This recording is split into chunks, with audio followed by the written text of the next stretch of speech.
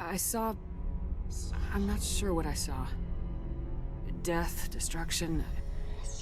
Nothing's really clear. I better add this to my report. It may... Oh, Captain Anderson. How's our XO holding up, Doctor? Well, all the readings look normal. I'd say the commander's going to be fine. Glad to hear it. Shepard, I need to speak with you. In private. Aye, aye, Captain. I'll be in the mess if you need me. Sounds like that beacon hit you pretty hard, Commander. Are you sure you're okay? Intel dropped the ball, sir. We had no idea what we were walking into down there. That's why things went to hell. The Geth haven't been outside the Veil in 2 centuries, Commander. Nobody could have predicted this. Did we leave Gunnery Chief Williams back on Eden Prime? I figured we could use a soldier like her. She's been reassigned to the Normandy. Williams is a good soldier. She deserves it. Lieutenant Alenko agrees with you. That's why I added her to our crew. I don't like soldiers dying under my command. Jenkins wasn't your fault. You did a good job, Shepard. You said you needed to see me in private, Captain? I won't lie to you, Shepard. Things look bad. Nihilus is dead. The beacon was destroyed and Geth are invading. The Council's going to want answers.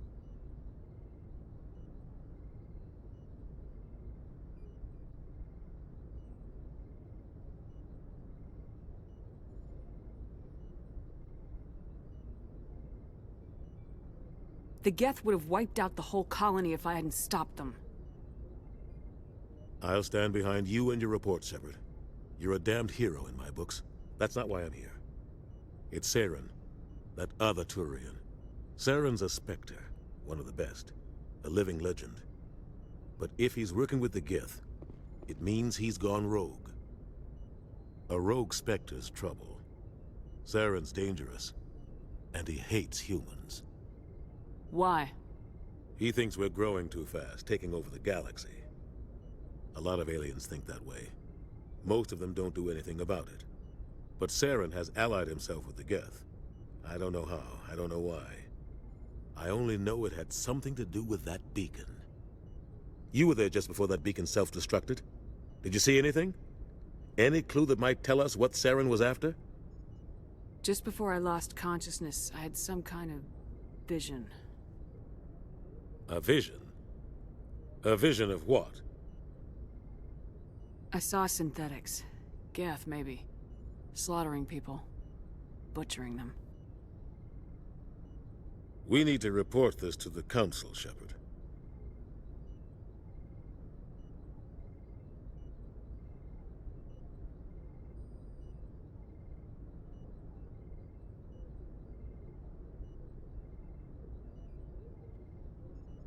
What are we gonna tell them? I had a bad dream? We don't know what information was stored in that beacon. Lost Prothean technology? Blueprints for some ancient weapon of mass destruction? Whatever it was. Saren took it. But I know Saren. I know his reputation is politics. He believes humans are a blight on the galaxy. This attack was an act of war. He has the secrets from the beacon. He has an army of Geth at his command, and he won't stop until he's wiped humanity from the face of the galaxy. I'll find some way to take him down. It's not that easy. He's a Spectre. He can go anywhere, do almost anything. That's why we need the Council on our side.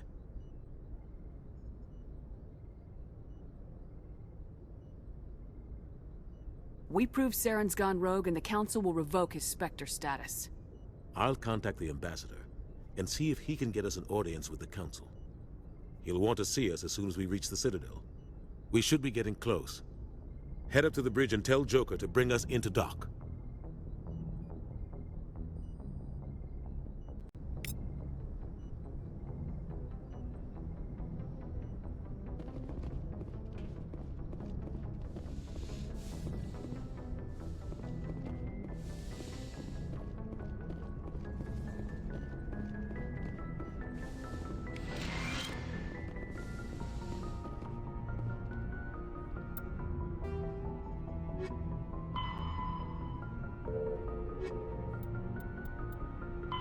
The Citadel is an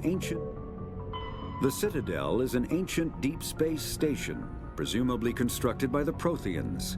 Since the Prothean extinction, numerous species have come to call the Citadel home. It serves as the political, cultural, and financial capital of the galactic community. To represent their interests, most species maintain embassies on the Presidium, the Citadel's inner ring. The Citadel Tower in the center of the Presidium holds the Citadel Council Chambers. Council affairs often have far-reaching effects on the rest of the galactic community. 5 arms, known as the Wards, extend from the Presidium. Their inner surfaces have been built into cities, populated by millions of inhabitants from across the galaxy. The Citadel is virtually indestructible. If attacked, the station can close its arms to form a solid, impregnable shell. For as long as the station has existed, an enigmatic race called the Keepers has maintained it.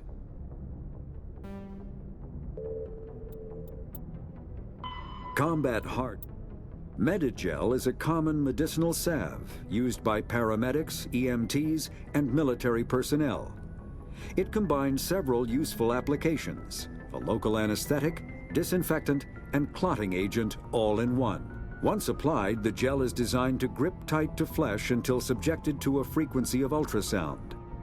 It is sealable against liquids, most notably blood, as well as contaminants and gases. The gel is a genetically engineered bioplasm created by the CERTA Foundation, a medical technology megacorp based on Earth.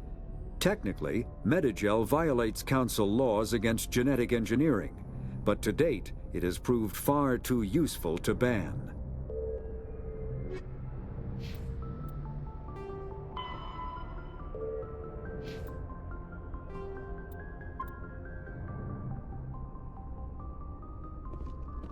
Glad to see you're okay, Commander. Commander, I'm glad to see you're okay. Losing Jenkins was hard on the crew, and I'm glad we didn't lose you too. Things were pretty rough down there. Yeah, you never get used to seeing dead civilians. It doesn't seem right somehow. But at least you stopped Saren from wiping out the whole colony. Dead Marines, dead colonists, and in the end, we still didn't get that beacon. Maybe you're right. Things went bad. Real bad. I still can't believe we lost Jenkins. Yeah, I wish I could have done something to save him. I was there. You did everything right. It was just bad luck. It's been a hell of a shakedown, Cruz. Our first mission ends with one Spectre killing another. The Citadel Council's not gonna be happy about that. Probably use it to lever more concessions out of the Alliance.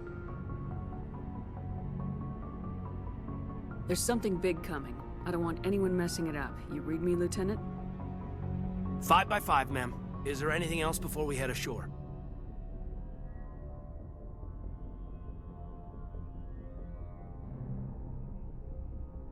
Any advice on how to act in front of an ambassador? I don't meet many politicians. An ambassador? I just follow standard operational procedure. Salute anything you can't eat or kill. Good luck, ma'am. Joker's waiting for you on the bridge. Yes, Commander? Is there something you need? What do you know about Captain Anderson? I've served with him for a few tours now. He knows when to let things slide and when to crack the whip. The crew knows he's seen pretty much anything they'll ever run into. And he cares about the people under his command. How well do you know the Lieutenant? I'd never worked with him before this mission. But he has an impressive service record, over a dozen special commendations. Tends to keep to himself, though. Maybe because of the headaches. It's not easy being an L2. What does that have to do with it? Well, most biotics now use the L3 implants. Lieutenant Alenko was wired with the old L2 configuration. Sometimes there are complications. What kind of complications? Severe mental disabilities, insanity, crippling physical pain. There's a long list of horrific side effects. Caden's lucky. He just gets migraines. How did you end up serving on an Alliance ship? I enlisted right out of med school. Earth always seemed boring to me. Too safe, too secure. I figured the colonies were teeming with exotic adventure. I wanted to travel the stars, tending the wounds of tough soldiers with piercing eyes and sensitive souls. Turns out military life isn't quite as romantic as I'd imagined. But humanity needs the Alliance if we want to keep expanding through the Traverse, and the Alliance always needs good doctors. So I stayed on to do my part. Ever think you made the wrong choice? Sometimes I think about opening a private practice back on Earth, or maybe taking a position at one of the new med centers out in the colonies. But there's something special about working on soldiers. If I left the Alliance now, I'd feel like I was abandoning them. I should go. Goodbye, Commander.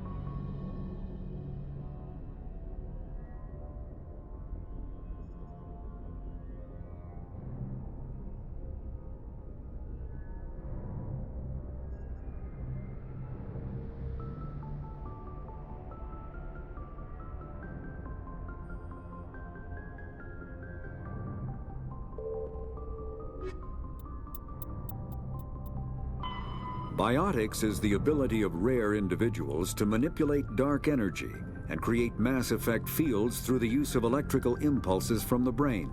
Intense training and surgically implanted amplifiers are necessary for a biotic to produce mass effect fields powerful enough for practical use. The relative strength of biotic abilities varies greatly among species and with each individual. There are 3 branches of biotics. Telekinesis uses mass-lowering fields to levitate or impel objects. Mass-raising kinetic fields are used to block or pin objects. Spatial distortion uses rapidly shifting mass fields to shred objects. Most organic species are capable of developing biotic abilities, though there are risks involved. Biotics are the result of an in utero exposure to element 0. This usually causes fatal cancers in the victim, but in rare cases, it coalesces into nodules within the fetus's developing nervous system.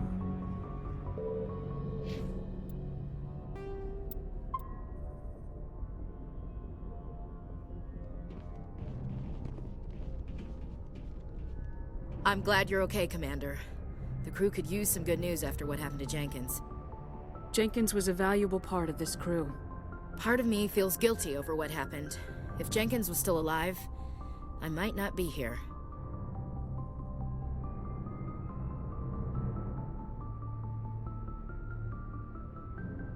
You're a good soldier, Williams. You belong on the Normandy. Thanks, Commander. I appreciate that. Things were pretty rough down there. Are you okay?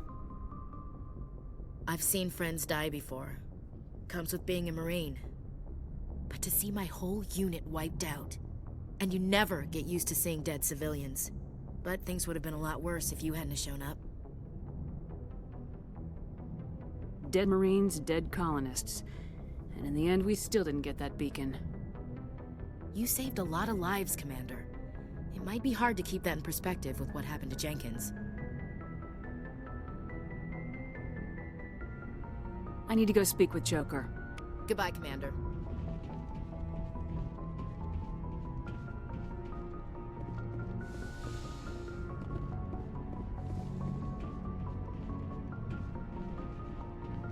Go speak to Joker when you're ready.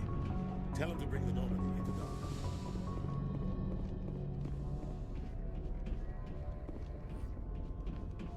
Joker's waiting for you on the bridge, Commander.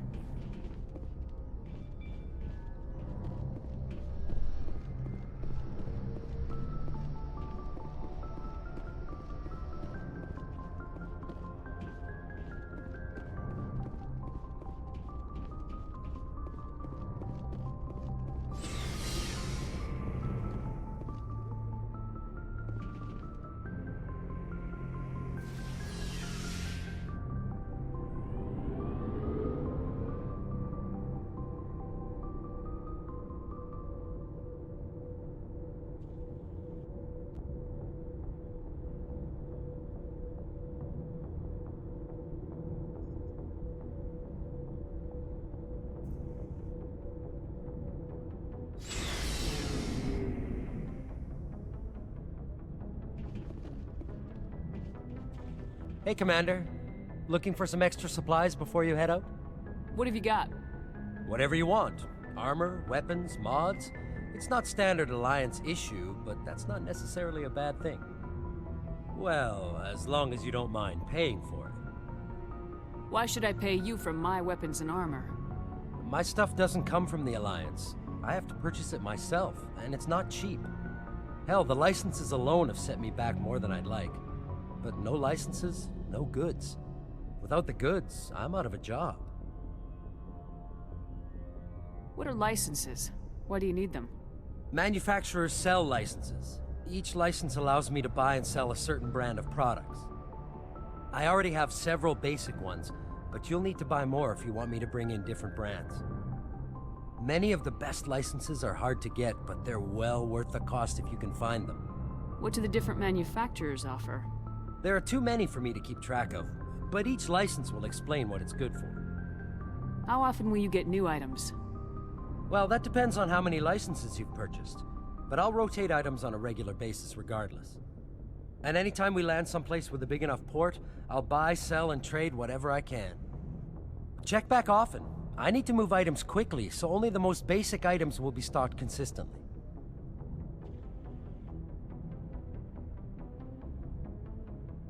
Let's see what you got. You bet, Commander.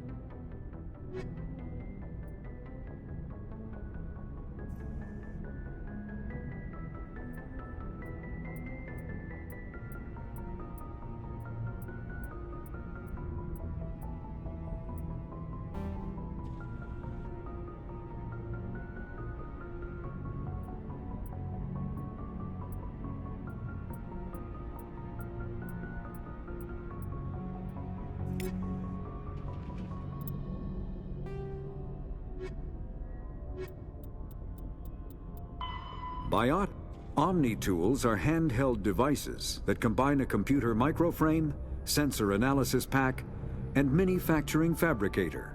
Versatile and reliable, an Omni tool can be used to analyze and adjust the functionality of most standard equipment, including weapons and armor, from a distance.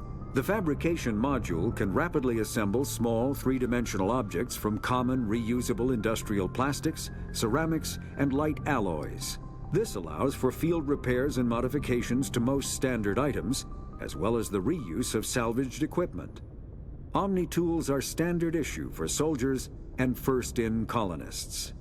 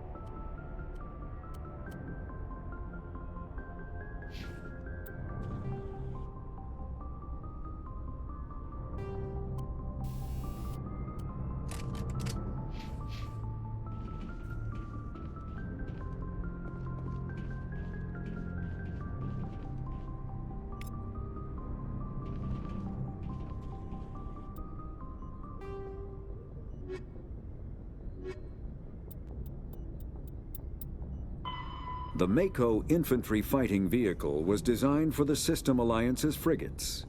Though the interior is cramped, an M35 is small enough to be carried in the cargo bay and easily deployed on virtually any world. With its turreted 155mm mass accelerator and coaxially mounted machine gun, the Mako can provide a fire team with weapon support as well as mobility. Since Alliance Marines may be required to fight on any world, the Mako is environmentally sealed and equipped with microthrusters for use on low-gravity planetoids. The Mako is powered by a sealed hydrogen-oxygen fuel cell and includes a small Element 0 core. While not large enough to nullify the vehicle's mass, the core can reduce it enough to be safely airdropped. When used in conjunction with thrusters, it also allows the Mako to extricate itself from difficult terrain.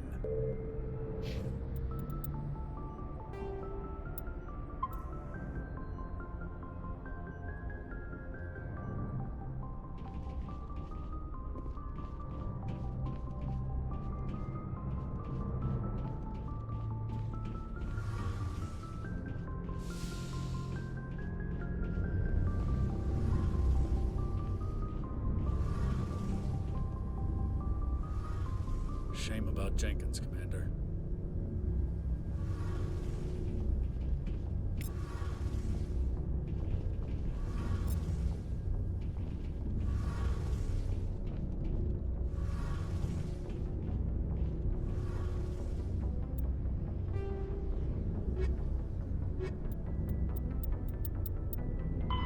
Biotics is the ability. When subjected to an electrical current, the rare material dubbed Element 0, or EZO, emits a dark energy field that raises or lowers the mass of all objects within it. This mass effect is used in countless ways, from generating artificial gravity to manufacturing high-strength construction materials. It is most prominently used to enable faster-than-light space travel. EZO is generated when solid matter, such as a planet, is affected by the energy of a star going supernova. The material is common in the asteroid debris that orbits neutron stars and pulsars. These are dangerous places to mine, requiring extensive use of robotics, telepresence, and shielding to survive the incredible radiation from the dead star. Only a few major corporations can afford the setup costs required to work these primary sources. Humanity discovered refined Element 0 at the Prothean Research Station on Mars, allowing them to create mass effect fields and develop FTL travel. Element 0 can increase or decrease the mass of a volume of space-time when subjected to an electrical current. With a positive current, mass is increased. With a negative current, mass is decreased. The stronger the current, the greater the magnitude of the dark energy mass effect. In space, low-mass fields allow FTL travel and inexpensive surface-to-orbit transit. High-mass fields create artificial gravity and push space debris away from vessels.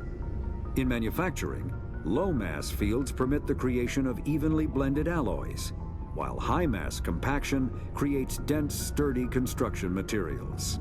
The military makes extensive use of mobility-enhancing technologies, with Mass Effect utilizing fighting vehicles standard frontline issue in most military forces. Mass Effect fields are also essential in the creation of kinetic barriers or shields to protect against enemy fire.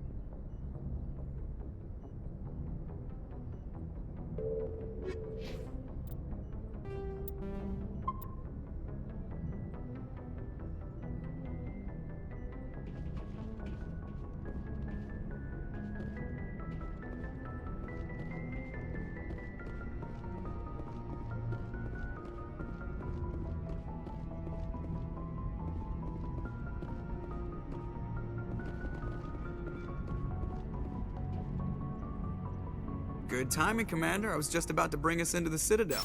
See that taxpayer money at work.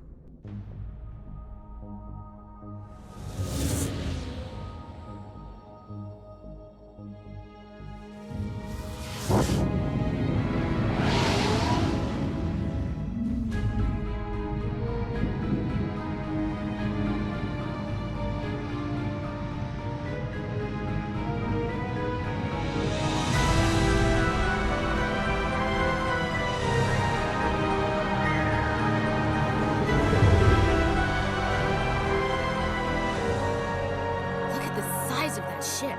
The Ascension, flagship of the Citadel fleet. Well, size isn't everything. Why so touchy, Joker? I'm just saying you need firepower, too. Look at that monster. Its main gun could rip through the barriers in any ship in the Alliance fleet. Good thing it's on our side, then. Citadel Control, this is SSV Normandy, requesting permission to land. Stand by for clearance, Normandy. Clearance granted. You may begin your approach. Transferring you to an Alliance operator. Roger, Alliance Tower. Normandy out.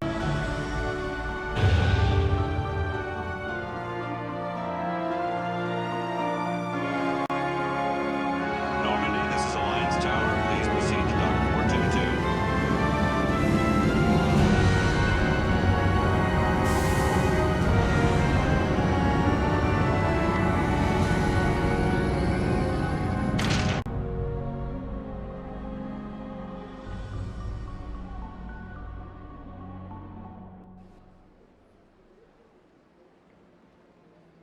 This is an outrage!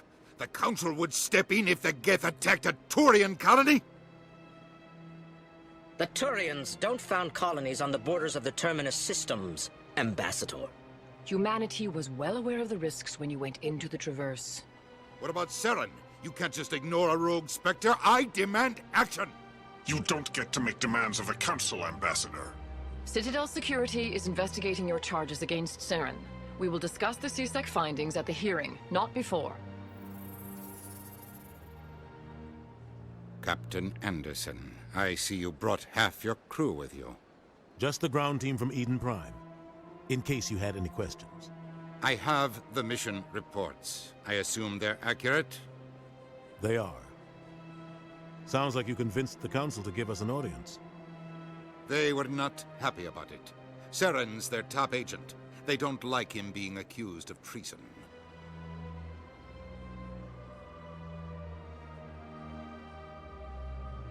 Saren's a threat to every human colony out there. If they don't stop him, I will.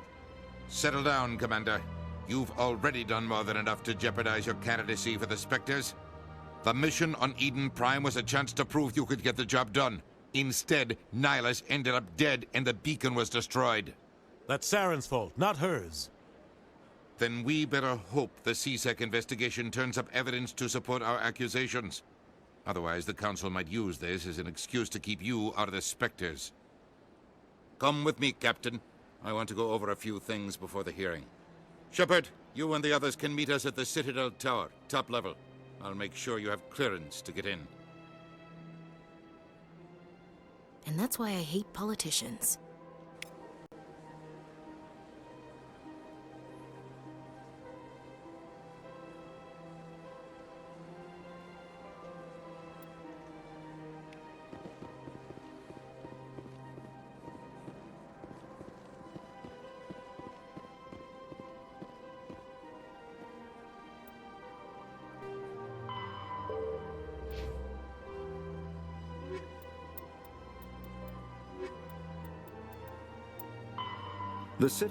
The Council is an executive committee composed of representatives from the Asari Republics, the Turian hierarchy, and the Solarian Union. Though they have no official power over the independent governments of other species, the Council's decisions carry great weight throughout the galaxy. No single Council race is strong enough to defy the other two, and all have a vested interest in compromise and cooperation. Each of the Council species has general characteristics associated with the various aspects of governing the galaxy. The Asari are typically seen as diplomats and mediators. The Solarians gather intelligence and information. The Turians provide the bulk of the military and peacekeeping forces. Any species granted an embassy on the Citadel is considered an associate member, bound by the accords of the Citadel Conventions. Associate members may bring issues to the attention of the Council, though they have no input on the decision. The Human Systems Alliance became an associate member of the Citadel in 2165.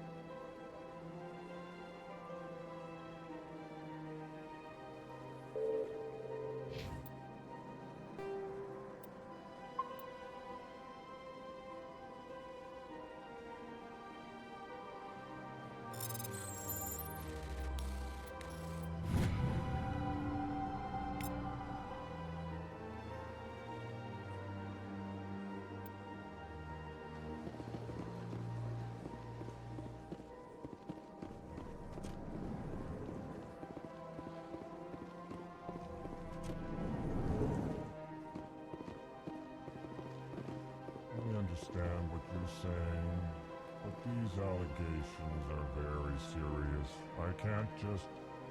This is serious. My reputation is at stake. I spoke with the consort in confidence, and she betrayed that confidence. All right, I will look into it for you. In the meantime, do not do anything rash. Hello there, human. Sincere apology, but I am here on business and cannot be distracted right now. You seem distressed. Is there something I can do to help? Alarmed response. You overheard that, did you? This is all going so wrong, and it is the Asari consort's fault. She's the one who started all this. Who's this Asari consort? Curious, you have not heard. You must be new to the Citadel. Everyone knows Sha'ira, the consort. I cannot speak more about this problem. It is too sensitive. Suffice it to say, she has compromised my authority as a diplomat. Where can I find this Asari consort? She is across the bridge from here. Her offices are easy enough to spot. Good day, human. Pleased greeting. Human, it is always good to see your kind. I am Ambassador Kalen. Genuine query. Is there something I can do for you this day? Tell me more about your species. Genuine enthusiasm. I delight in telling the history of my people. It is agreeable to share our culture with others. I'd like to know more about the culture of the Elcor. Frankly, we Elcor prefer the safety and familiarity of our own colonies to the confines of space travel. Our society is built on small, tight-knit groups, though we are always welcoming to outsiders. Our government tends to be very stable. Our people are not very comfortable with sudden changes. Tell me about the history and origins of the Elcor. The Elcor were just beginning to explore Council space when the Asari first made contact with us. With their help, we discovered the relay closest to our system, and from there the Citadel. Proudly, within one lifetime we established a regular route to the Citadel, and quickly became one of the more active species living on this great station. What do you do here? Modestly, I work to bring the problems and the requests of the Elcor groups to the attention of the Council. Ha! They only give us these positions to keep us quiet. The Council doesn't care about our races. Chastising rebuke. Your tone is inappropriate, Din. This human is not to blame for your malcontent or your misconceived suspicions. Why do you explain what you're about to say? Our people communicate less through words and more through scent and slight movements. Plainly, we discovered our vocal expression was not enough to convey the feelings of our conversations to other species. Why do you bother, Kalen? These Earth Clan don't really care about our ways. Remorseful response, Din. You don't truly believe that, and if you do, I am very sorry for you.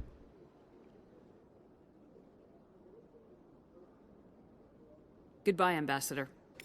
Sincere farewell. Good day to you, human. Enjoy your time on the Citadel.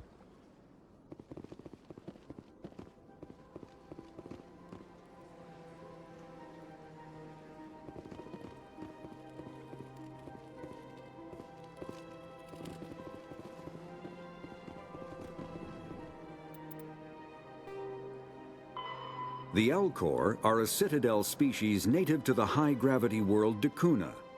They are massive creatures, standing on 4 muscular legs for increased stability.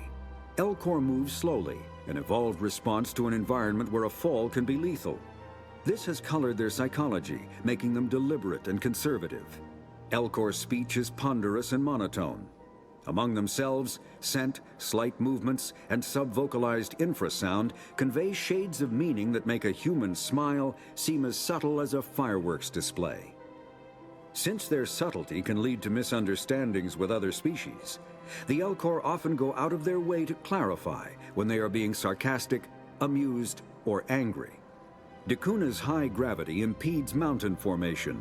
Most of the world consists of flat, open plains, which prehistoric Elcor wandered across in small family bands. Modern Elcor still prefer open sky, and can become restless and uncomfortable on long starship journeys.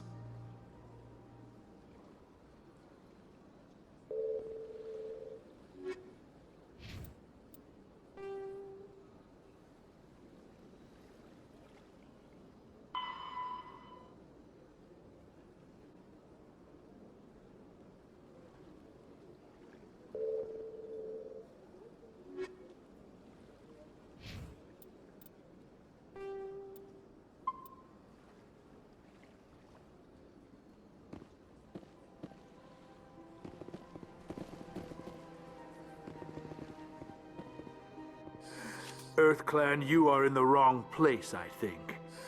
Your ambassador is next door in the large office. Chastising remark. Don't be so rude, Din.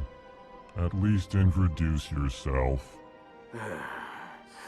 I am Din Korlak, Volus ambassador. Is there something I can do for you, Earth Clan? What is it you do here? I look out for the best interests of the Volus people. No easy task considering how often we are overlooked by the Council. Chastising rebuke, Din. The Council favors your species greatly. You are naive. The Earth Clan will be invited to the Council long before our species will. Why aren't the Elcor or Volus part of the Council? All species must prove themselves before they join the Council. All but the Earth Clans, it would seem. Dismissive. Ignore the Volus ambassador, human. He is incorrect in his assessment. Really? How long have we been waiting? How long do you think we'll continue to wait? Bah, this talk is wasted on the humans. What is this place? You are in the embassy for the Volus and the Elcor. Your ambassador is next door, in his own office. In this shared space, I aid my fellow Volus when I'm not being interrupted. I'd like to know more about the Volus. I'm sure our history and culture would bore you, Earth Clan. You seem to have a bit of a chip on your shoulder, Din. You humans are new to the Citadel, and yet the Council has granted you great favor. Chastising rebuke, Din. Your species has always been granted many concessions. Volus territory has expanded tenfold since coming to the Citadel. Details. We still have no real say in the decisions that affect Citadel space.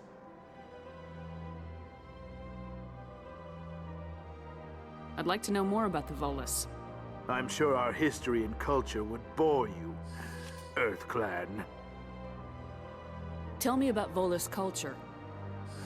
We are tribal by nature, but our ways are not violent. We barter and trade our lands and tribe members in order to increase status. Larger tribes often engulf smaller ones and eventually split again. Our society is very malleable, and our government is always shifting and changing. Since we're not physically adept, we trade our services for protection. Actually, I would like to know more about your history. My people came to the Citadel shortly after the Asari and Solarians had discovered it. We were instrumental in establishing a standardized galactic economy. However, despite our long association with the Citadel and our many contributions to galactic society, we still do not hold a seat on the Council.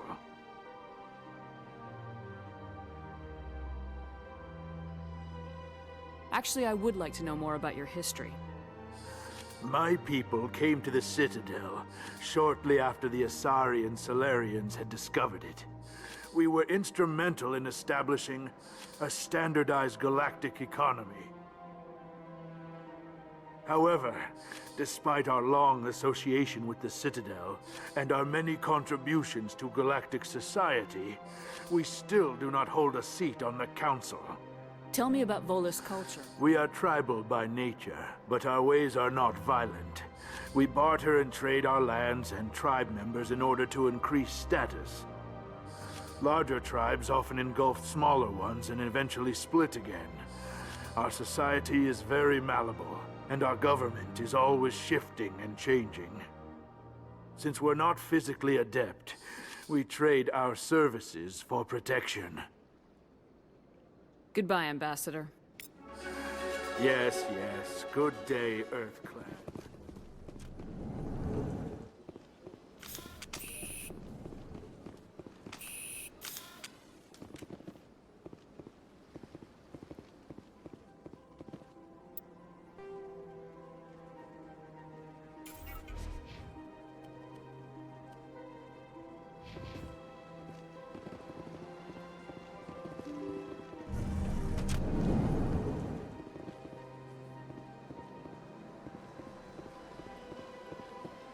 Welcome to the Presidium. Allow me to be your guide.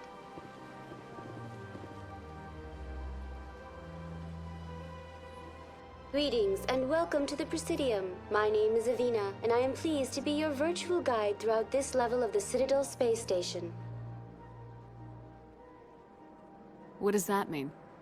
I am a fully interactive virtual intelligence, programmed to provide spontaneous guidance at predetermined locations of interest throughout this level of the Citadel. I may also be contacted through any of the Presidium VI terminals, should you require assistance.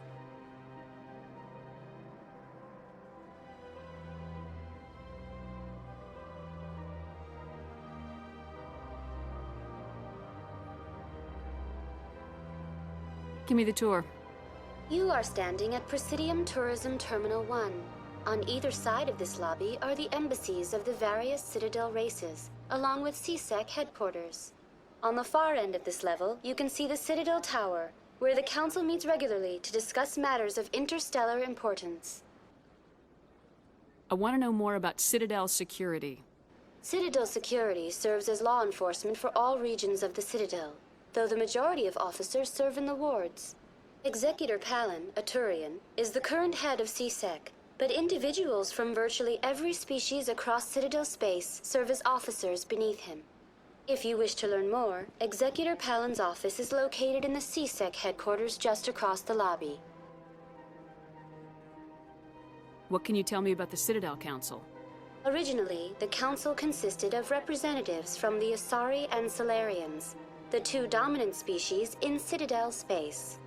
Roughly 1,304 galactic standard years ago, Turians were invited to join the Council in recognition of the role they played during the Krogan Rebellion. Since then, the three Council races have worked together to ensure the peaceful coexistence of the galactic community, while preserving individual autonomy for each species. It can't be as simple as that. There must be problems somewhere in the system. I am not programmed to make that kind of qualified judgment. My code is limited to information and simple interaction simulations. Tell me about the embassies. Each species in Citadel space important enough to be consulted on matters of galactic politics maintains an embassy on the Presidium. The Volus were the first non-council species to be granted an embassy, roughly 2,384 galactic standard years ago. As Citadel space has expanded, more embassies have been added.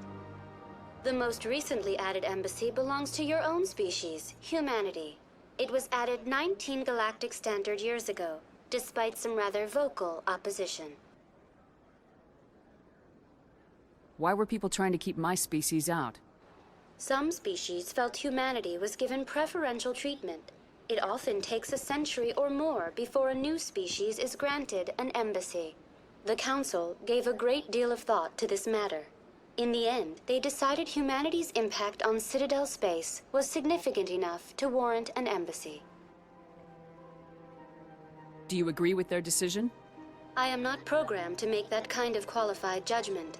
My code is limited to information and simple interaction simulations. How come the Volus were the first species given an embassy? In the early years following the formation of the Council, the Volus were, apart from the Asari and Solarians, the most populous and widespread species in Citadel space. They established many new colonies and trading outposts, and they petitioned the Council for a greater role in determining interstellar policy. In recognition of their work to expand interstellar trade and establish a standardized galactic economy, the Volus were granted an embassy here on the Citadel. Why weren't they made a council race? The Council races have extensive responsibilities. They must provide personnel and ships for the Citadel fleets. They often provide economic aid in times of disaster. It would be unfair to demand such an enormous burden of a species unable to meet these obligations. The embassies allow lesser species to have a voice on the Citadel. That's pretty damn arrogant. I apologize if my personality has offended you. Please submit all formal complaints in writing to the Citadel Tourist and Visitor Board.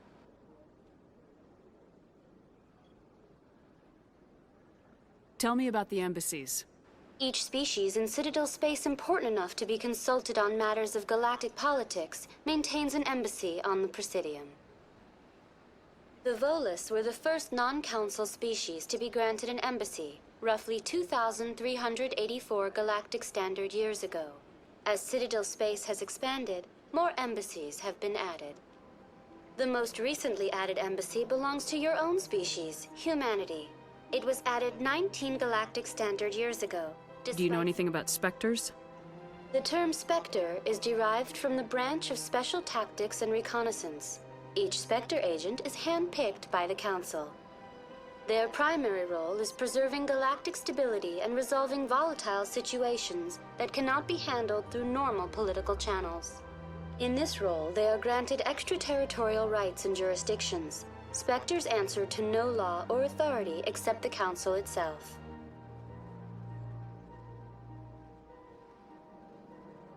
Goodbye. Goodbye, and thank you for using Avina.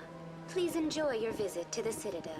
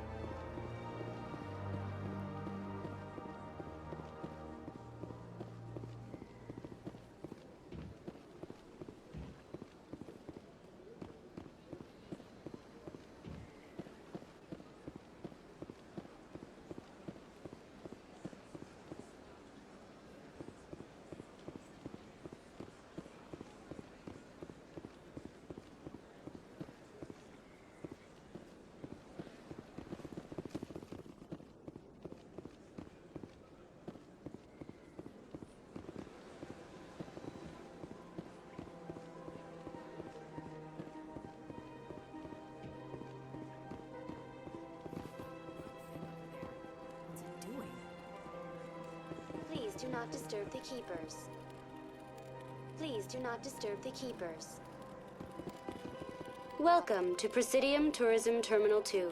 You are standing near the base of the Citadel Tower, one of the Presidium's most recognizable and important structures. Behind me is the spectacular Relay Monument, a scale model representation of a Prothean mass relay. To your left is one of the Keepers, the enigmatic caretakers of the Citadel, working on a control panel. You may see Keepers involved in various tasks throughout all levels of the Citadel. We ask that you do not interfere with them in any way. The Keepers are essential to the smooth operation of the Citadel. Obstructing their daily work will result in harsh penalties, including incarceration and rehabilitation. Tell me about the Citadel Tower. Housing both the council chambers and Citadel control, the tower is one of the most important buildings on the station. Access to these areas is restricted to those with the appropriate clearance. What happens in Citadel Control? Citadel Control handles all incoming and outbound transit. Every ship within 2,000 kilometers of the Citadel is under the jurisdiction of Citadel Control. At peak capacity, they are responsible for monitoring upwards of 1,000 vessels.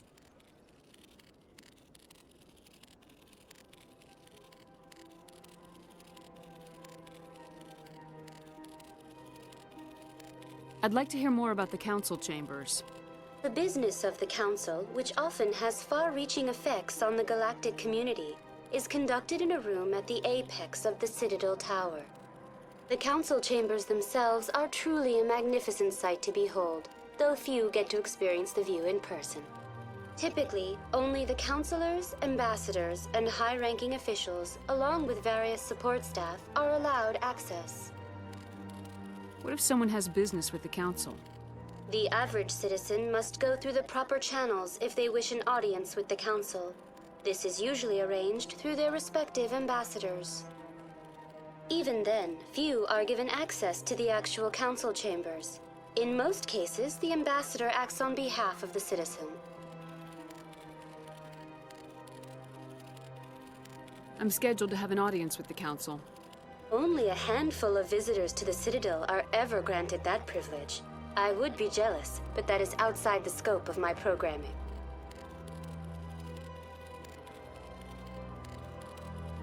I'd like to know more about the Keepers.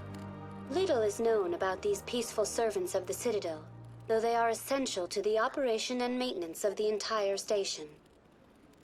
Citadel regulations protect the Keepers against interference during the performance of their tasks. Failure to comply will result in harsh penalties.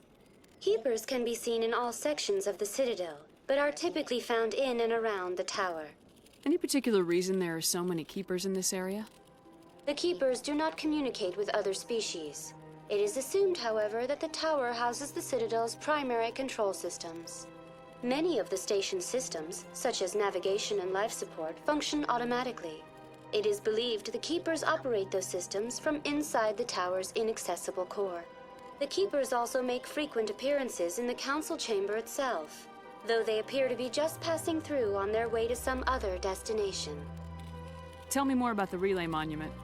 Discovered by the Asari who first arrived at the Citadel, the Relay Monument is one of the station's most interesting and controversial features.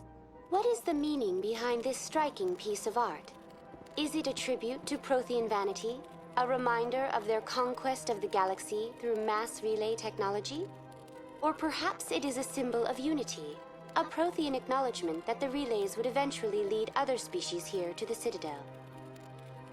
No one can say for sure, making the Relay Monument a favorite topic of discussion among academics and scholars. That's all for now. Thank you for using Avina. Have a pleasant day.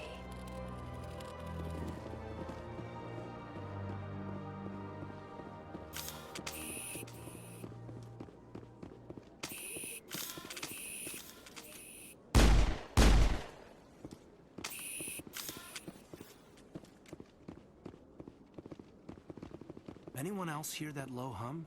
Sounds like it's coming from that statue. Makes my teeth tingle.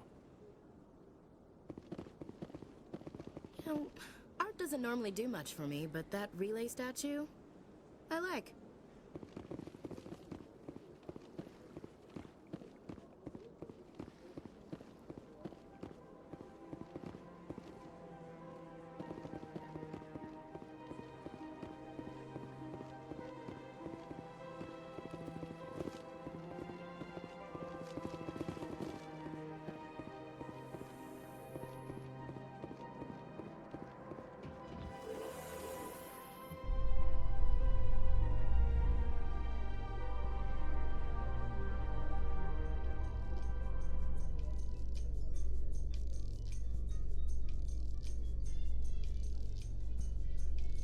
The Council isn't gonna ask me any questions, are they?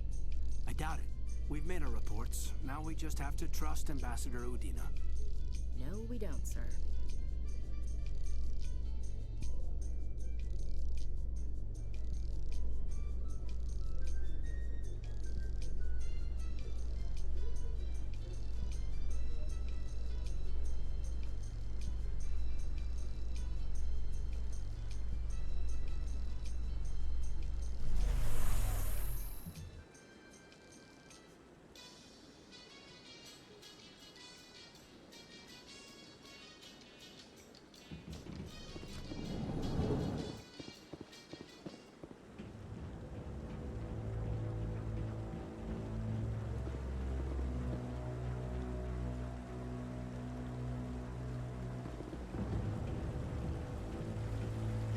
Saren's hiding something.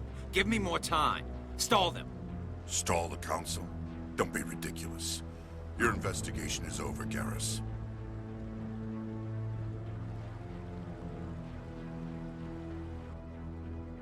Commander Shepard, Garrus Vicarian. I was the officer in charge of the CSEC investigation into Saren. Who were you just talking to? That was Executor Palin, head of Citadel Security, my boss. He'll be presenting my findings on Saren to the Council.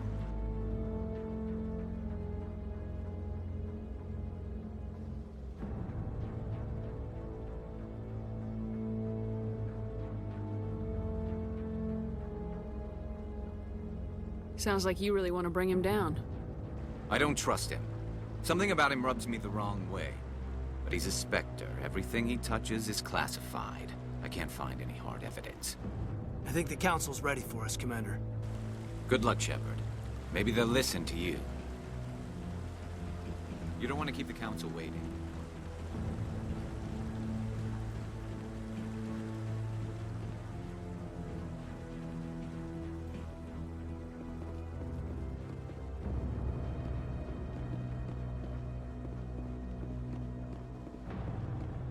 Don't be ridiculous. The Volus won't be joining the Council for years. I'm not so sure. The humans are making a strong push, and you can bet the Volus will be right on their coattails if they succeed. Allowing the humans to join us is a sound strategic move. But the Volus? No. The Hanna are likely to be next, then the Elcor. You may be right. Though the Hanar need to lighten up a bit first. You just don't like them because you have trouble understanding them.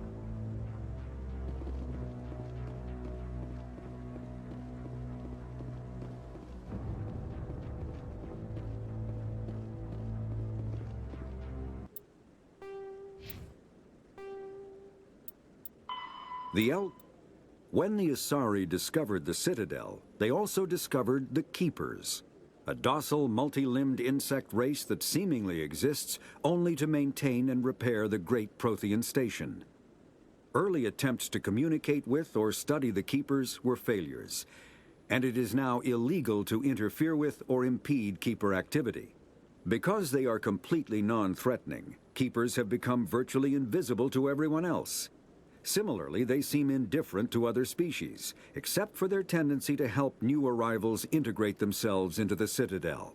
No matter how many Keepers die due to old age, violence, or accident, they maintain a constant number. No one has discovered the source of new Keepers, but some hypothesize they are genetic constructs, biological androids created somewhere deep in the inaccessible core of the Citadel itself. The Volus are a member species of the Citadel with their own embassy, but they are also a client race of the Turians. Centuries ago, they were voluntarily absorbed into the hierarchy, effectively trading their mercantile prowess for Turian military protection. Erun, their homeworld, lies far beyond the normal life zone of its star. However, the world has a high-pressure greenhouse atmosphere that traps enough heat to support an ammonia-based biochemistry. As a result, the Volus must wear pressure suits and breathers when dealing with other species, as conventional nitrogen-oxygen air mixtures are poisonous to them, and in the low-pressure atmospheres tolerable to most species, their flesh will actually split open. Volus culture is tribal, bartering lands and even people to gain status. This culture of exchange inclines them to economic pursuits. It was the Volus who authored the Unified Banking Act, and they continue to monitor and balance the Citadel economy.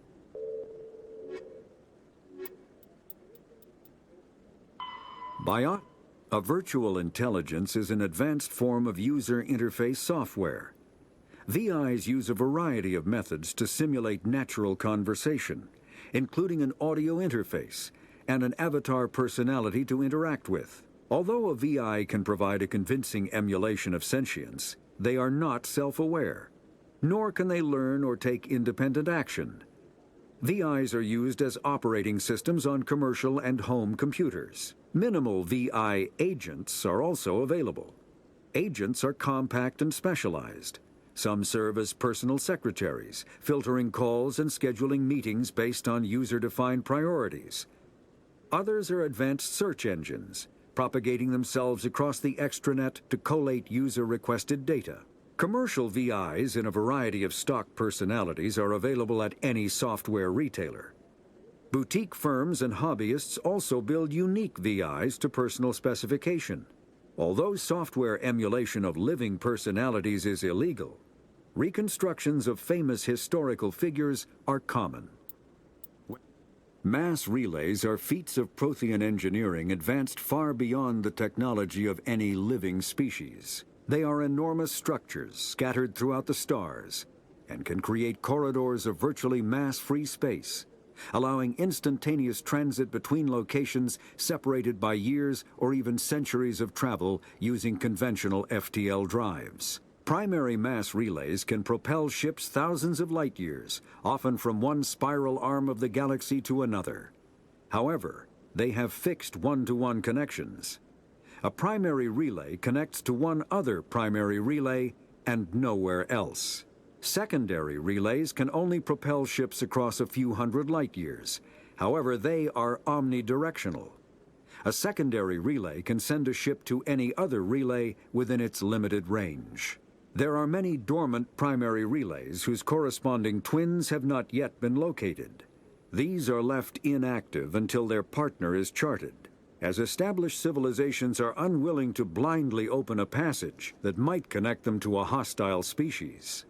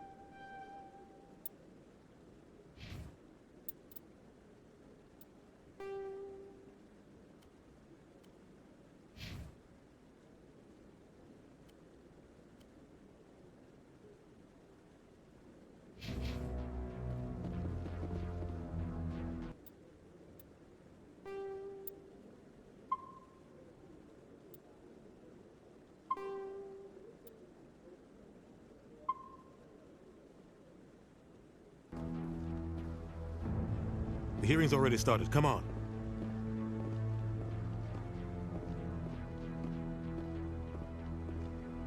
The Geth attack is a matter of some concern, but there is nothing to indicate Saren was involved in any way. The investigation by Citadel Security turned up no evidence to support your charge of treason. An eyewitness saw him kill Nihilus in cold blood. We've read the Eden Prime reports, Ambassador. The testimony of one traumatized dock worker is hardly compelling proof. I resent these accusations. Nihilus was a fellow Spectre and a friend. That just let you catch him off guard. Captain Anderson, you always seem to be involved when humanity makes false charges against me. And this must be your protege, Commander Shepard, the one who let the beacon get destroyed.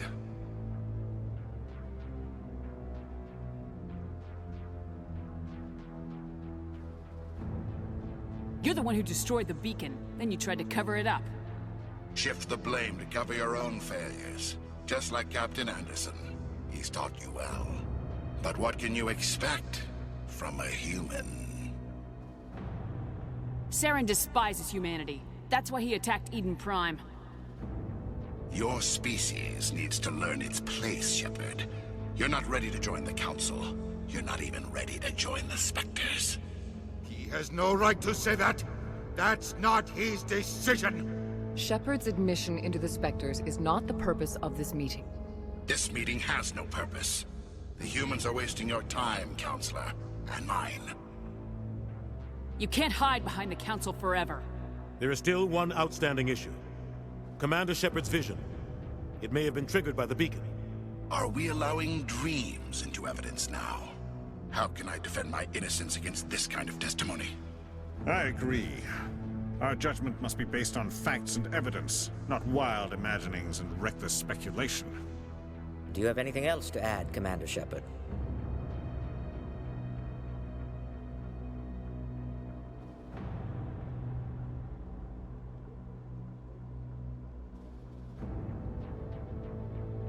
You've made your decision. I won't waste my breath.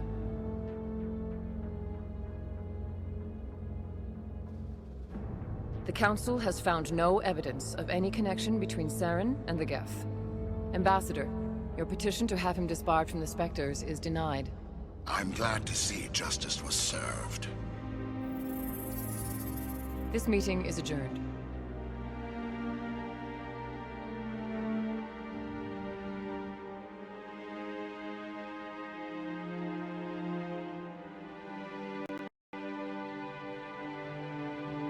It was a mistake bringing you into that hearing, Captain. You and Saren have too much history. It made the Council question our motives. I know Saren. He's working with the Geth for one reason. To exterminate the entire human race. Every colony we have is at risk. Every world we control is in danger. Even Earth isn't safe. Tell me about this history between you and Saren. I worked with him on a mission a long time ago. Things went bad. Real bad. We shouldn't talk about this here. But I know what he's like. And he has to be stopped.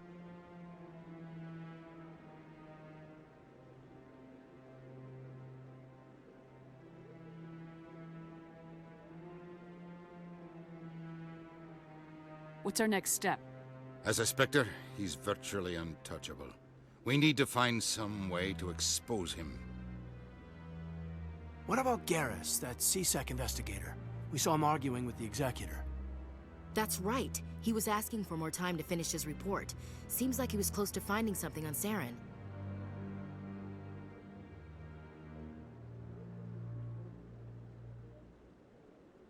Any idea where we could find him? I have a contact in CSEC who can help us track Garrus down. His name is Harkin. Forget it. They suspended Harkin last month, drinking on the job. I won't waste my time with that loser. You won't have to. I don't want the Council using your past history with Saren as an excuse to ignore anything we turn up. Shepard will handle this.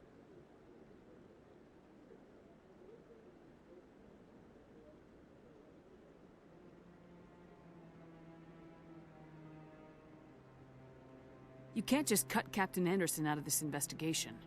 The Ambassador's right. I need to step aside. I need to take care of some business. Captain, meet me in my office later. Harkin's probably getting drunk at Cora's Den. It's a dingy little club in the lower section of the wards. Maybe there's another way to find evidence against Saren.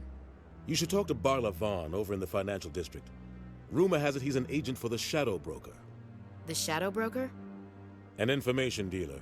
Buys and sells secrets to the highest bidder. I've heard Barla Vaughn's one of the top representatives. He might know something about Saren, but his information won't come cheap. You and Saren have a history. About 20 years ago, I was part of a mission in the Skillian Verge. I was working with Saren to find and remove a known terrorist threat. Saren eliminated his target, but a lot of people died along the way, innocent people. And the official records just covered it all up. But I saw how he operates. No conscience, no hesitation. He'd kill 1,000 innocent civilians to end a war without a second thought.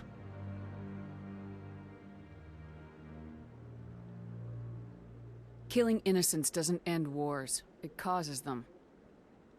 I know how the world works, Commander. Sometimes you're forced to make unpleasant decisions, but only if there's no other way. Saren doesn't even look for another option. He's twisted, broken. He likes the violence, the killing. And he knows how to cover his tracks.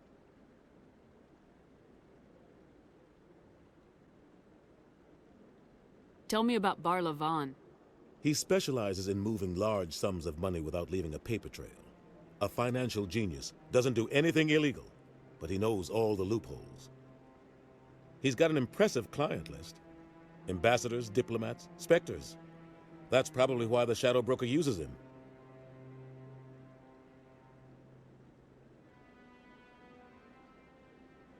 You don't think much of Harkin. The guy joined CSEC about 20 years ago. He's been an embarrassment to our species ever since. Roughing up suspects in custody, bribery accusations, alcohol and drug use. The embassy used to step in when he got in trouble. But I guess enough was enough. Guy's a scumbag. He should have been cut loose a long time ago. He was one of the first human CSEC officers. Guess it would have looked bad if he got fired. A lot of backroom deals were worked out over the years to keep him on the force. Politics is a dirty business sometimes, but it looks like his time's run out. We've got enough humans in CSEC now to stop protecting him. Our ambassador doesn't seem to get along with the Council. He's just frustrated. The Council's always preaching that we need to be part of the galactic community. But for them, it's a one-way street. They want us to expand and settle unstable regions like the Skillian Verge and the Attican Traverse. But when we run into trouble, they don't want to help us out. Everyone knows it's only a matter of time until we get a seat on the Council. The ambassador just thinks it should happen sooner rather than later. And I agree.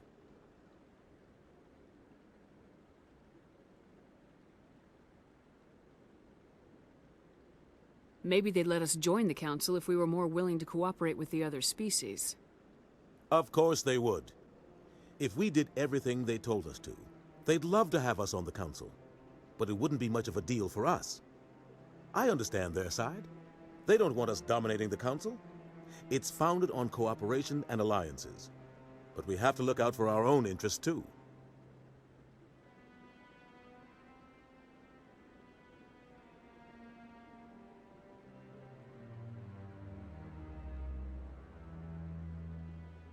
Tell me more about the Shadow Broker.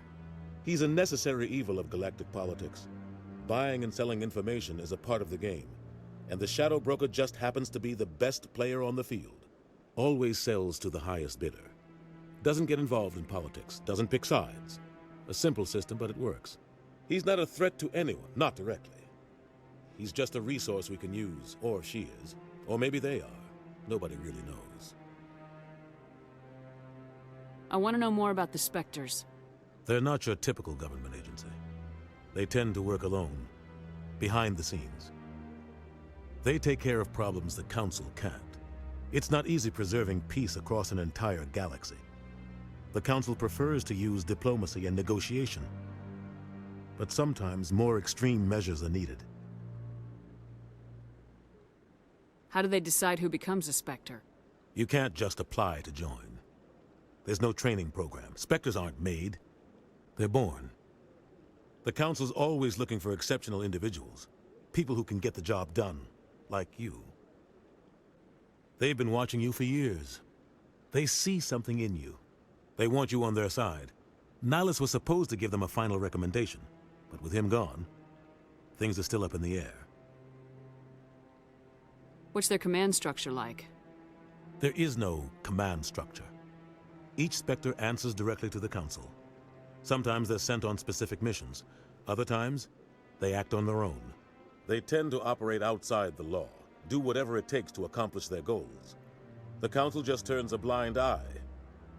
Spectres have a lot of power, Shepard. What happens when a Spectre goes rogue, like Saren? It doesn't happen often.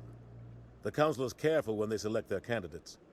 But when something does go wrong, there's usually only one solution. Send another Spectre to bring the rogue agent down. They sound like shadow operatives. Everything about them is classified. We don't even know how many there are. The latest Alliance estimate puts their numbers under 100. But the Council couldn't do its job without them. They're the Citadel's top agents, the last line of defense, the final option before open war. The entire galaxy respects and fears them. If a Spectre shows up, you know something big is about to happen.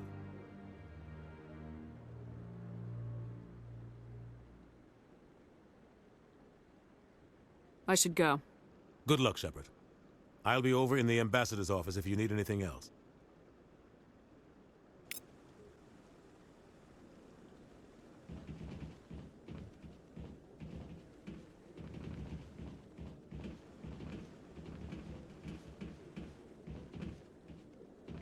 So, this is where the Council passes judgment on all us little folk, huh? Ever get the feeling ran over our heads, Commander? This is it. The very heart of the Citadel. The pinnacle of galactic power. Kinda makes your head spin if you think about it too much.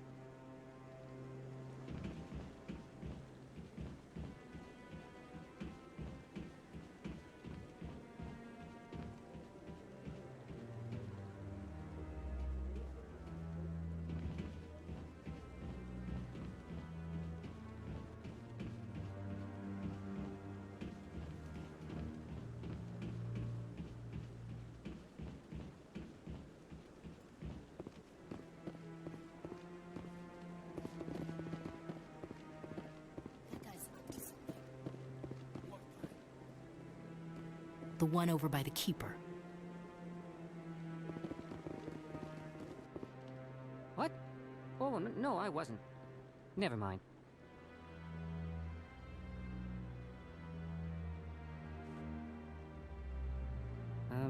Yes, is there something you want? Why are you so interested in the Keepers? Keepers? I've got no interest in the Don't get coy. I know what I saw. I'm not so sure I should be talking to you about this.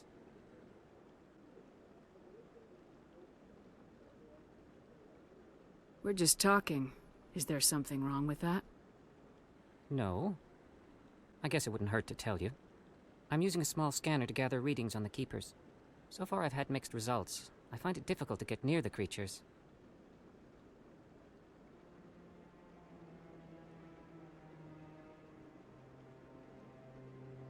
Why were you being so secretive about it, though? Well, technically we're not supposed to disturb the Keepers. I don't really think my scanning disturbs them, but the authorities might disagree.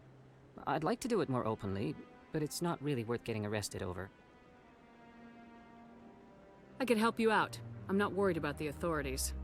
I don't even know who you are.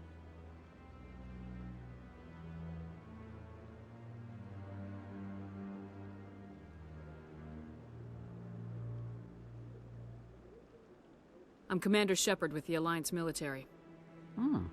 Well, I suppose I could use the help. You'll need this. It's the scanning device I developed. Activate it each time you see a Keeper. All collected data will automatically upload to my database.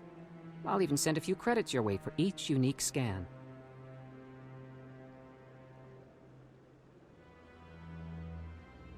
What are you doing with the data once you've scanned it?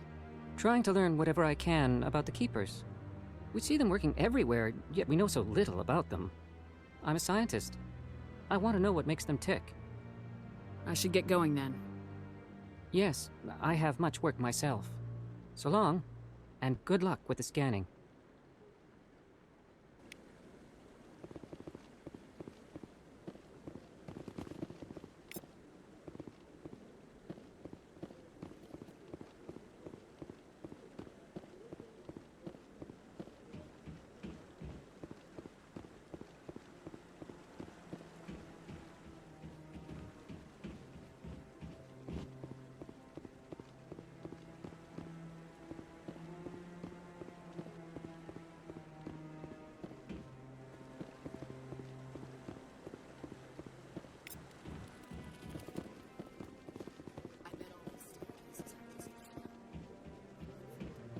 Maybe. But I wouldn't believe everything you hear. That's just it. I'm hearing it everywhere. It's not just isolated rumors. Do you really think Saren could be involved in something like that without the Council knowing it? Maybe the Council does know. Everyone already assumes he's just doing their dirty work. That's dangerous talk. I'd be careful who you mention that to. I know. But if it's true, shouldn't we be doing something about it? No. And I'll thank you to keep me out of it if you do. What are those cherry trees?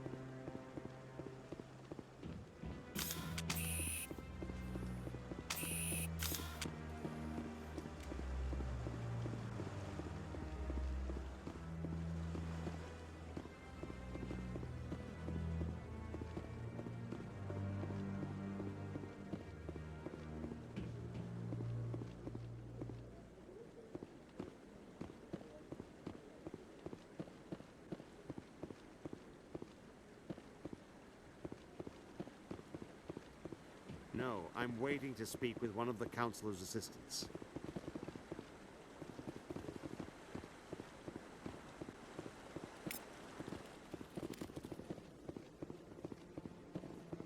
No, I just want to ask a couple of questions. Commander?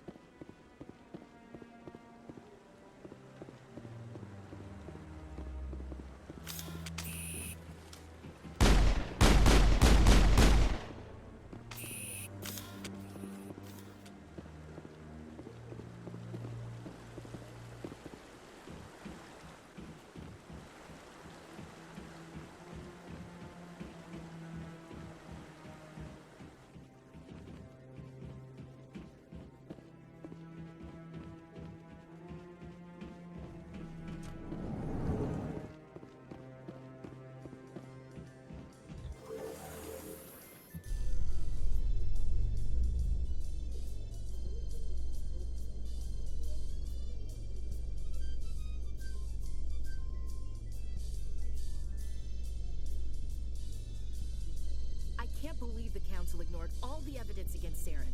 Saren's one of their best operatives. It's only natural they take his word over ours. Oh, so now we just chase leads while this smug Turian runs around with his Geth troopers.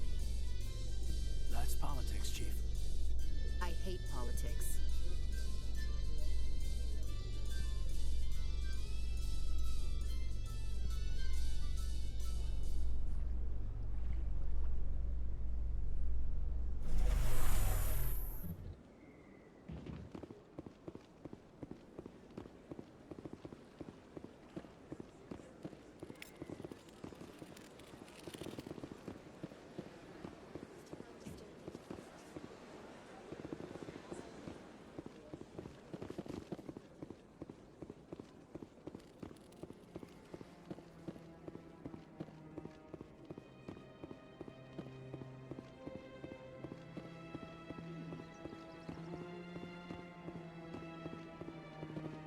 Anyone else hear that low hum? Sounds like it's coming from that statue. Makes my teeth tingle.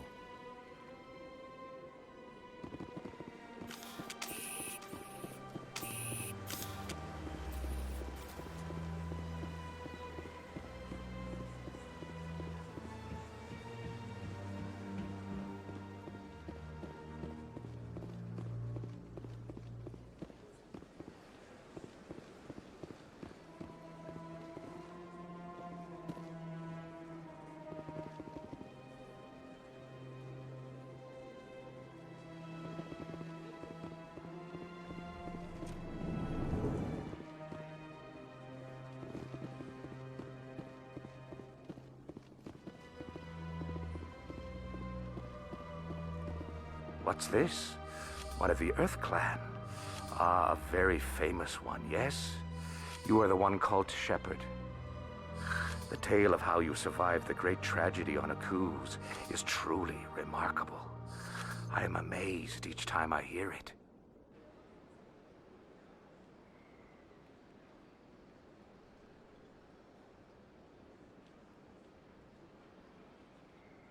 I don't like strangers keeping tabs on me. Forgive me, Earth Clan. My name is Barla Vaughn. My job makes it necessary for me to keep informed. I am a financial advisor to many important clients here on the Citadel. When someone as important as yourself arrives on the station, I take notice. I heard you work for the Shadow Broker. Do you have any information about Saren? You're very blunt, Shepard. But you're right. I am an agent for the Shadow Broker. And I do know something about Saren.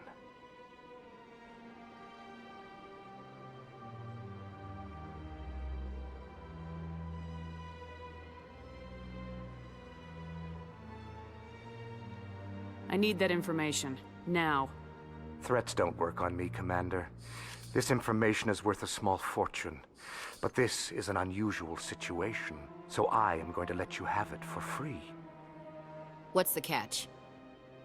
There is no catch. The Shadow Broker is quite upset with Saren right now. They used to do a lot of business, until Saren turned on him.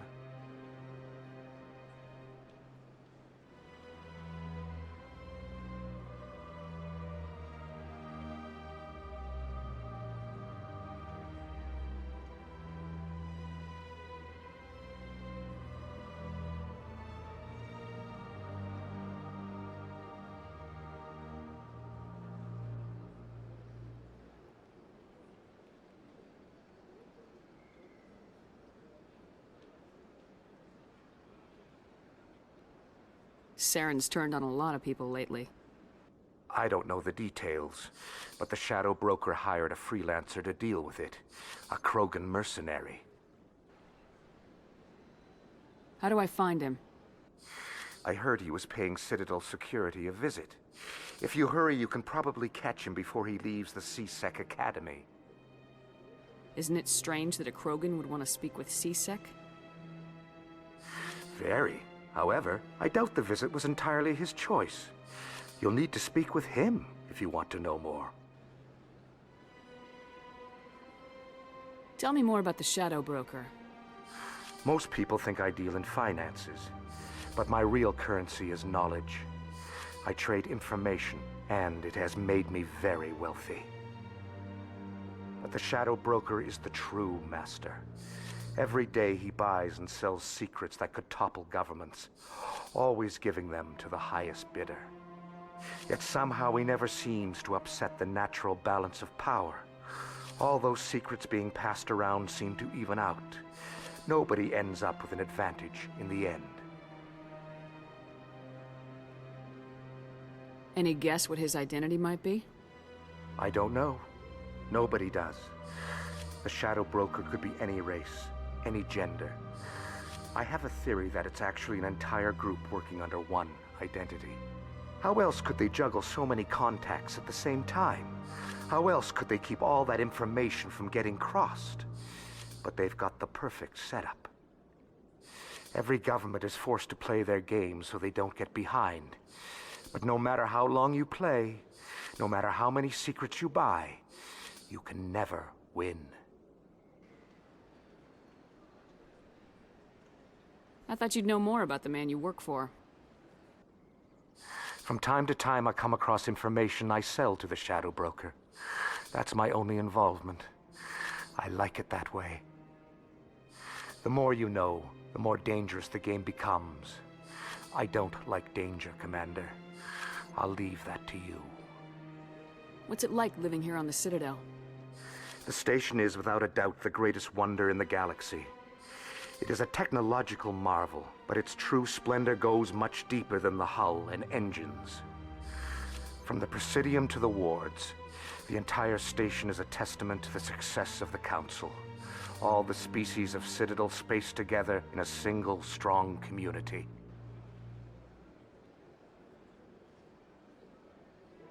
What are the wards like?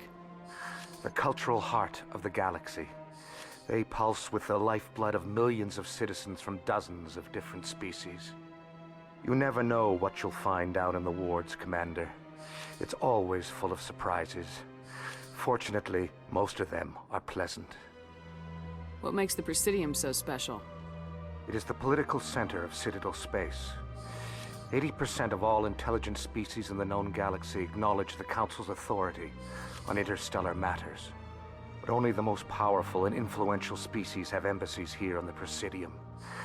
This level of the station is reserved for the elite, Shepard. People like us.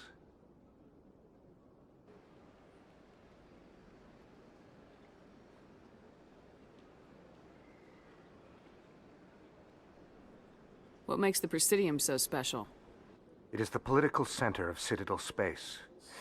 80% of all intelligent species in the known galaxy acknowledge the Council's authority on interstellar matters. But only the most powerful and influential species have embassies here on the Presidium. This level of the station is reserved for the elite, Shepard. People like us.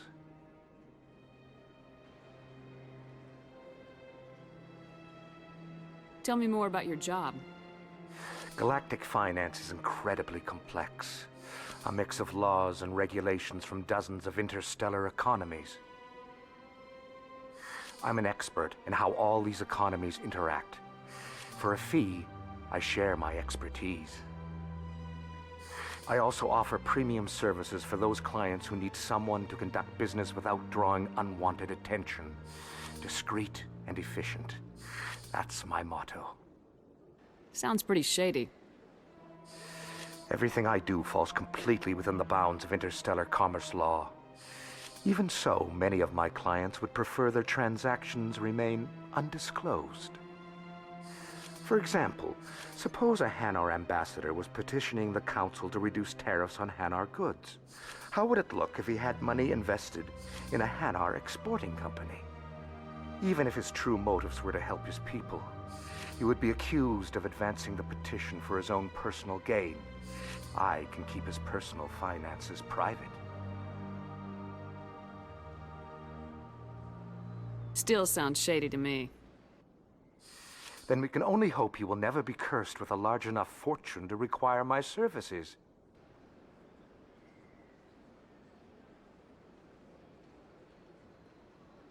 I should go. Goodbye, Commander.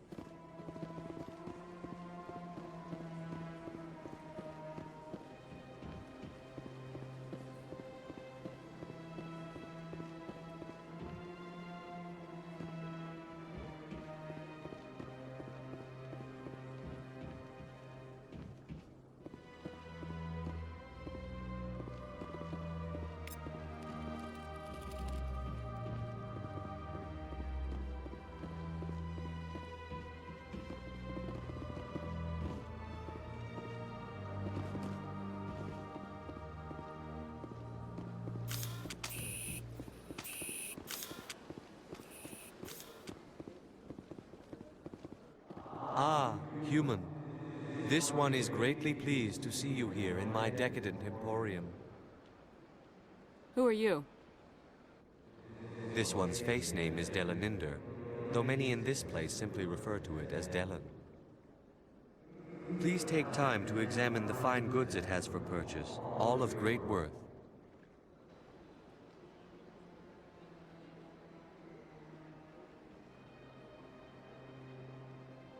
What exactly do you sell? Only the finest and most luxurious items that credits can buy. This one is able to procure almost any item the human would desire, for a price, naturally.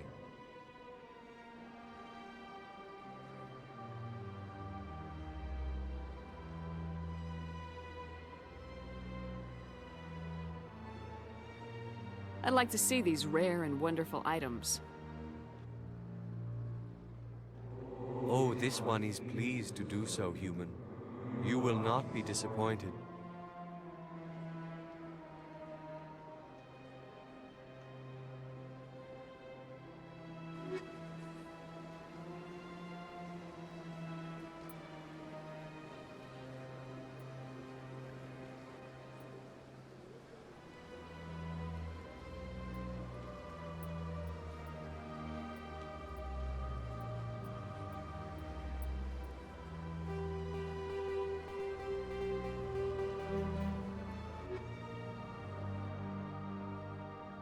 Commander, it is good to see you again.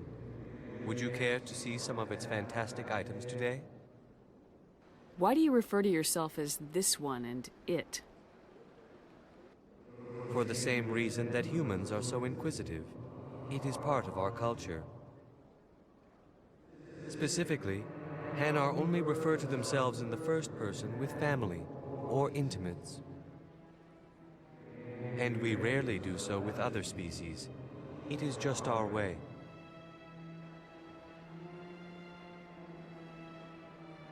Who are you? Please take time to examine the fine goods it has for purchase, all of great worth. Show me your items. Oh, this one is pleased to do so, human. You will not be disappointed.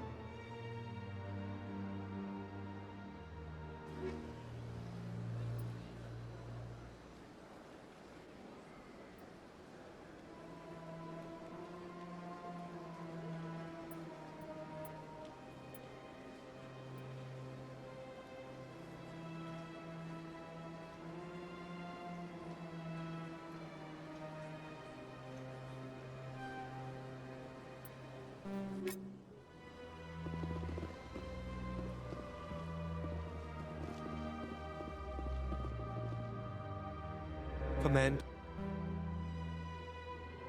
Oh, this one.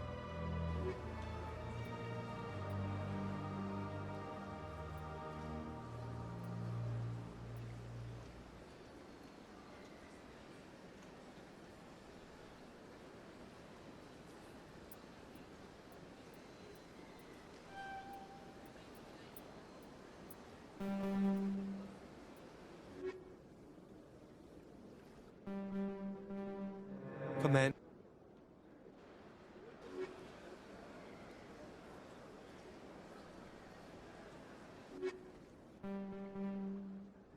Commander. Oh, this one is pleased to do so, human.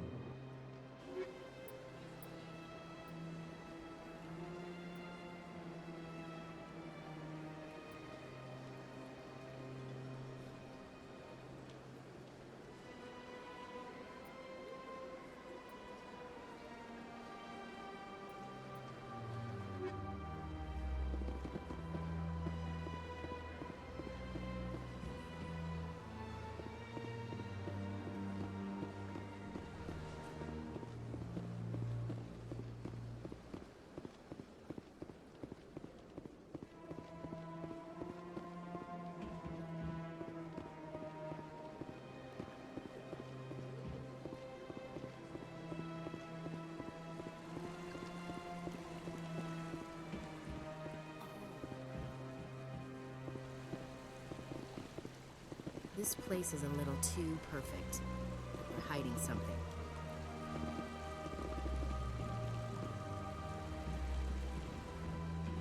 If you're gonna make a Krogan statue, you might as well make it big, right?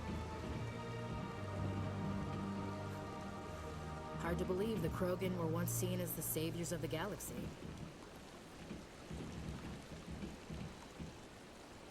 Welcome to Presidium Tourism Terminal 3. Here in the financial district, a number of businesses offer various goods and services to their exclusive clientele. The statue you see before you was commissioned to honor the Krogan soldiers who gave their lives to protect Citadel space during the Rachni Wars. In the aftermath of the Krogan rebellions, several embassies petitioned to have the statue removed. However, this motion was eventually quashed by the Council.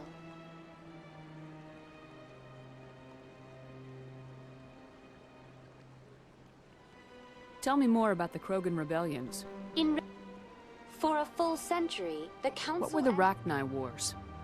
Nearly 2,200 years ago, explorers seeking to expand Citadel space opened up mass relays leading to systems controlled by the Rachni.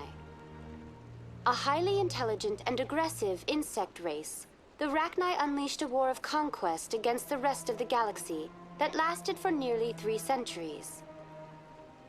The emergence of the Krogan finally turned the tide in favor of the Citadel species.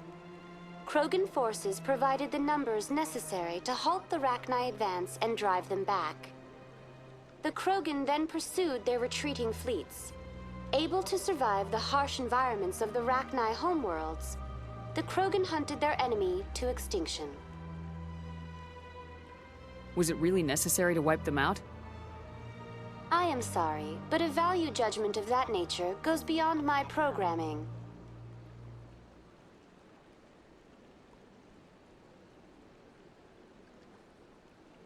What were the Rachni Wars? Nearly 2,200 years ago, explorers seeking to expand Citadel space opened up mass relays leading to systems controlled by the Rachni. A highly intelligent and aggressive insect race, the Rachni unleashed a war of conquest against the rest of the galaxy that lasted for nearly 3 centuries.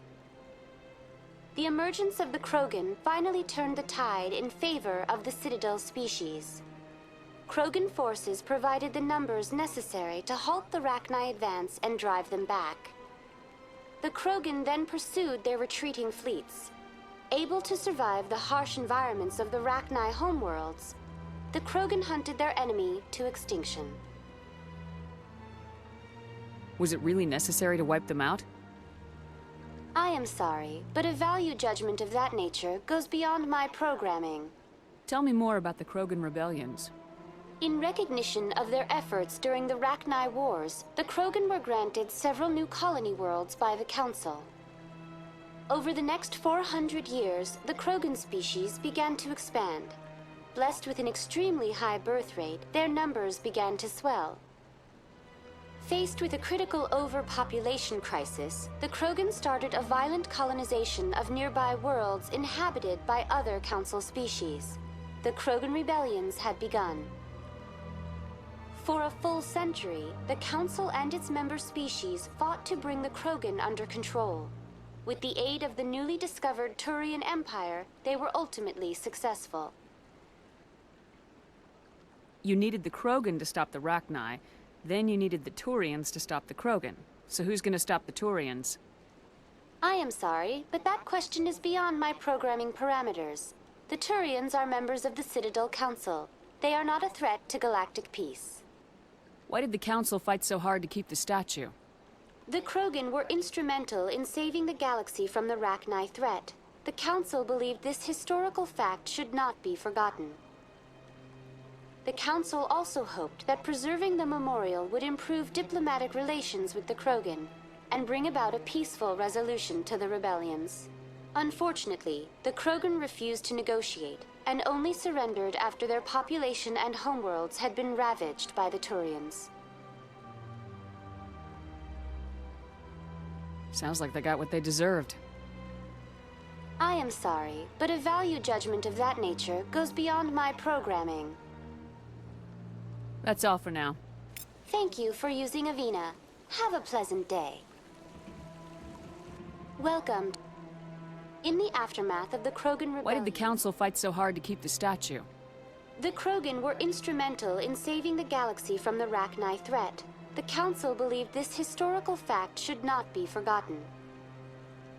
The Council also hoped that preserving the memorial would improve diplomatic relations with the Krogan and bring about a peaceful resolution to the rebellions. Unfortunately, the Krogan refused to negotiate, and only surrendered after their population and homeworlds had been ravaged by the Turians. That's all for now. Thank you for using Avina. Have a pleasant day.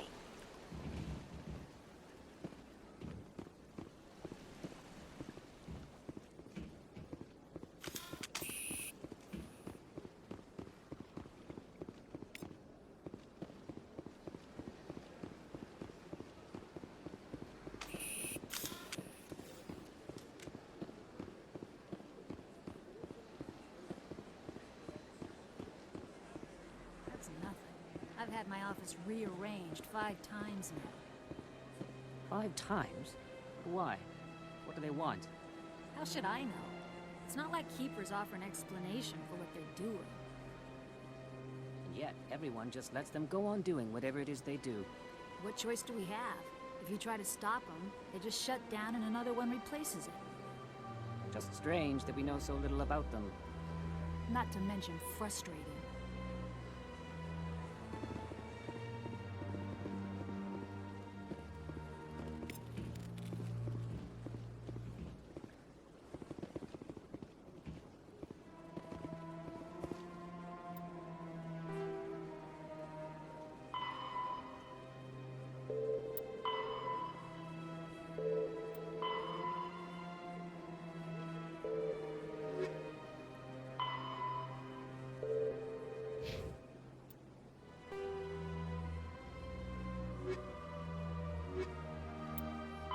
The Asari were the first species to discover the Citadel. When the Solarians arrived, it was the Asari who proposed the establishment of the Citadel Council to maintain peace throughout the galaxy. Since then, the Asari have served as the mediators and centrists of the Council. An all-female race, the Asari reproduce through a form of parthenogenesis. They can attune their nervous system to that of another individual of any gender and of any species to reproduce. This capability has led to the unseemly and inaccurate rumors about Asari promiscuity. Asari can live for over 1,000 years, passing through 3 stages of life. In the maiden stage, they wander restlessly, seeking new knowledge and experience. When the matron stage begins, they meld with interesting partners to produce their offspring. This ends when they reach the matriarch stage, where they assume the roles of leaders and counselors. 50,000 years ago, though now extinct, the Rachni once threatened every species in Citadel space. Over 2,000 years ago, explorers foolishly opened a mass relay to a previously unknown system and encountered something never seen before or since, a species of spacefaring insects guided by a hive mind intelligence. Unfortunately, the Rachni were not peaceful, and the galaxy was plunged into a series of conflicts known as the Rachni Wars. Attempts to negotiate were futile, as it was impossible to make contact with the hive queens that guided the race from beneath the surface of their toxic home world. The emergence of the Krogan ended the Rachni Wars. Bred to survive the harshest environments, the Krogan were able to strike at the queens in their lairs and reclaim conquered Council worlds. But when Krogan fleets pressed them back to their homeworld, the Rachni refused to surrender, and the Krogan eradicated them from the galaxy. The Elcor. The Hanar are a Citadel species known for excessive politeness. They speak with scrupulous precision and take offense at improper language. Hanar that expect to deal with other species take special courses to help them unlearn their tendency to take offense at improper speech. All Hanar have 2 names. The face name is known to the world. The soul name is kept for use among close friends and relations. Hanar never refer to themselves in the first person in conversation with someone they know on a face name basis. To do so is considered egotistical. So instead they refer to themselves as this one, or the impersonal it. Their homeworld, Kajay, has 90% ocean cover and orbits an energetic white star, resulting in a permanent blanket of cloud. Due to the presence of Prothean ruins on the world, many Hanar worship them, and Hanar myths often speak of an elder race that civilized them by teaching them language. The Krogan evolved in a hostile and vicious environment. Until the invention of gunpowder weapons, eaten by predators was still the #1 cause of Krogan fatalities. Afterwards, it was death by gunshot. When the Solarians discovered them, the Krogan were a brutal, primitive species, struggling to survive a self-inflicted nuclear winter. The Solarians culturally uplifted them, teaching them to use and build modern technology, so they could serve as soldiers in the Rachni War. Liberated from the harsh conditions of their homeworld, the quick-breeding Krogan experienced an unprecedented population explosion. They began to colonize nearby worlds. Even though these worlds were already inhabited, the Krogan rebellions lasted nearly a century, only ending when the Turians unleashed the Genophage, a Solarian-developed bioweapon that crushed all Krogan resistance. The Genophage makes only 1 in 1,000 pregnancies viable, and today the Krogan are a slowly dying breed. Understandably, the Krogan harbor a grudge against all other species, especially the Turians.